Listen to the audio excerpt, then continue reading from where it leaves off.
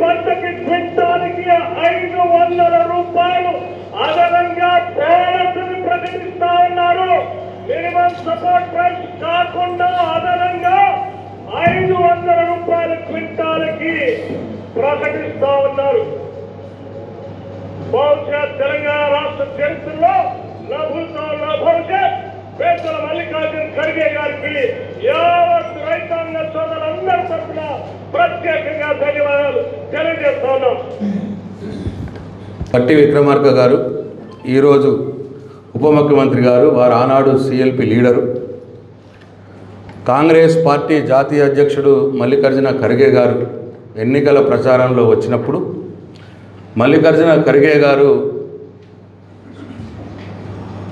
మేము వరి పంటకు ప్రతి క్వింటాల్కు అదనంగా 500 రూపాయలు బోనస్ ఇచ్చి కొంటాము, ఇగో మా 6 గ్యారెంటీలలో దీన్ని పెడుతున్నాము అని చెప్పి ఇక్కడ 6 గ్యారెంటీలలో రైతు భరోసా కింద 15,000 రూపాయల రైతు భరోసా ఉంది. అట్లనే ఇక 500 రూపాయల బోనస్ కూడా ఉంది ఈ 6 గ్యారెంటీ దాంట్లో.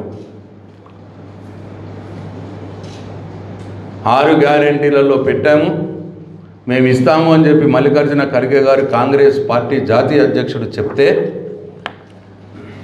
దాన్ని తెలుగులోకి ట్రాన్స్లేట్ చేస్తూ బట్టి విక్రమార్క గారు చెప్పిన వీడియో ఇప్పుడు మీరు విన్నారు. కాబట్టి ఇవాళ వరి క్వింటాల్ ధర 2,200 రూపాయలు ఉంది. వారు చెప్పినట్టు ఎంఎస్పికి 500 రూపాయలు క్వింటాల్కి అదనంగా ఇచ్చి, అంటే క్వింటాలకు 2,200 ప్లస్ 500 2,700 రూపాయలు అదనంగా ఇచ్చి వాళ్ళు వరి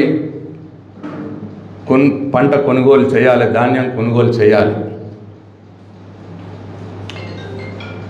వారిచ్చిన హామీనే, వారు చెప్పిన మాటనే రైతులకు వాళ్ళు నిలుపుకోవాలని చెప్పి నేను కోరుతా ఉన్నా. రైతులు కూడా దయచేసి ఎవరు కూడా ప్రైవేట్ వ్యక్తులకు అమ్ముకోకండి, తక్కువ ధరకు అమ్ముకోకండి.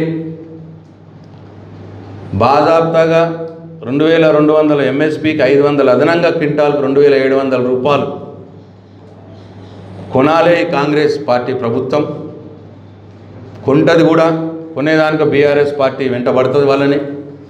మీరు రైతులు వెనుక తక్కువ అమ్ముకొని నష్టపోవద్దు, మేము పోరాటం చేస్తాం. మా పోరాటంలో రైతులు కూడా భాగస్వాములు కావాలని చెప్పి నేను కోరుతా ఉన్నా. అట్లనే